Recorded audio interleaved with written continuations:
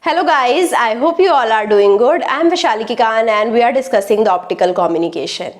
In this video, we are going to talk about the equivalent step index methods. So I hope you all have seen the previous video in which I have talked about the Gaussian approximation.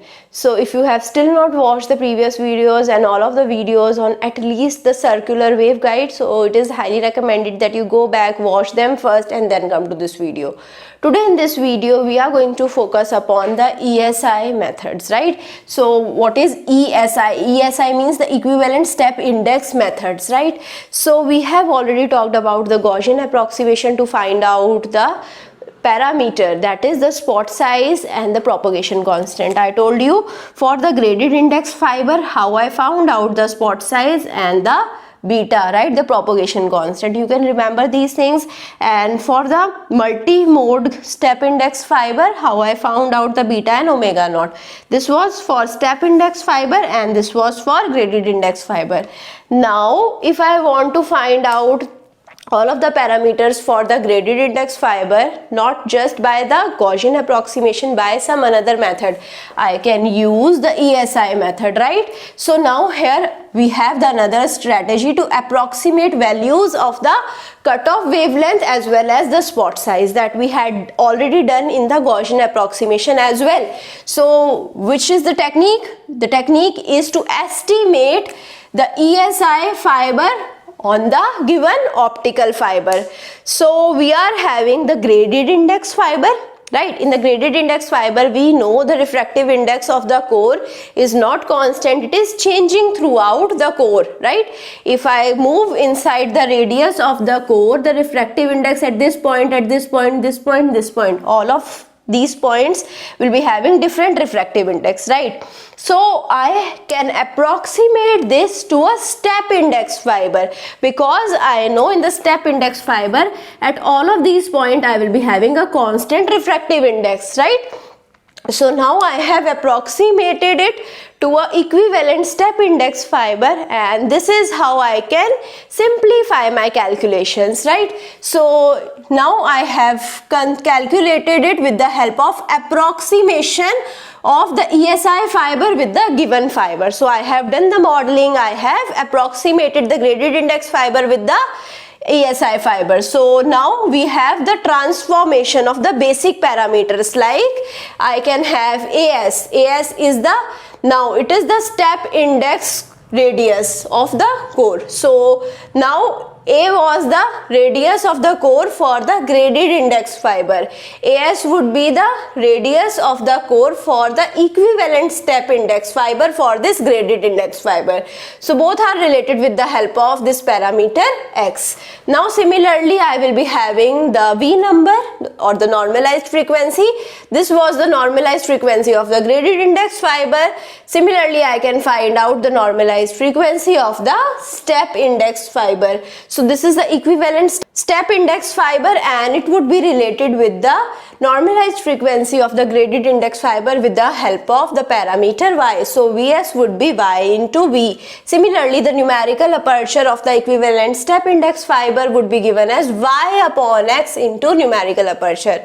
Now by hit and trial, we can find out the various parameters X and Y. Right, we can have multiple optical fibers and we can have multiple equivalent structures as well. With the help of the multiple X and Y's, I can find out what is the equivalent X and what is the equivalent Y. So now we can have an alternative ESI technique also. Now if I don't want to find out X and Y, what we can do? We can normalize the omega naught with respect to A effective. Now what is A effective? So now A effective was calculated as 3.832 upon K sine theta minimum, right? So now A we know. What is A? We know. This is the effective A. So with the help of effective A, we can find out V effective. V effective is 2.405 V upon VC. We know the cutoff value would be 2.405 and this is how I can find out the V effective, 2.405 V upon VC. And similarly, this is the normalized frequency, and if I want to find out it in the terms of wavelength, I can represent it as 2.405 lambda c upon lambda. Now we know the V effective value would be from 1.5 to 2.4. So okay, from here you can see we have taken the V values from 1.5 to 2.4.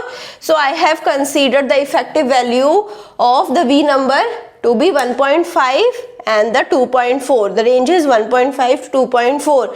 So now omega upon A effective is given as 0.6043 plus 1.755 V effective raised to power minus 3 by 2 plus 2.78 V effective raised to power minus 6. So now if I want to find out the alternative formula for omega naught, because this is the formula which is a very lengthy formula, if you want to find out an alternative formula, you can use omega naught is equal to A ln V raised to power minus 3 by 2.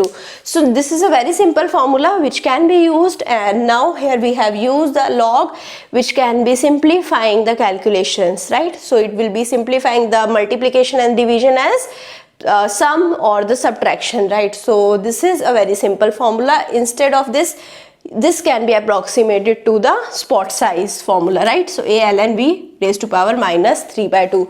Now we know the cutoff value for the V is 2.405.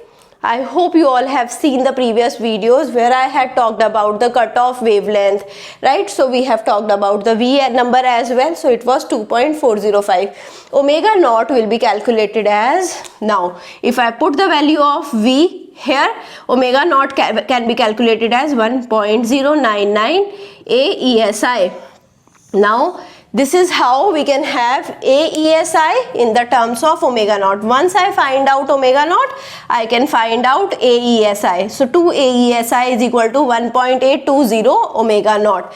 And now if I find out relative refractive index of the ESI, equivalent step index fiber, so it would be equal to 0.293 upon Ni square lambda c upon 2 AESI square. So some of the outcomes are practical outcomes which are not justified very theoretically. So these are just the calculated phenomena which we understood with the help of practical examples. So here I am concluding my session. I hope you understood the Gaussian approximation in a great detail.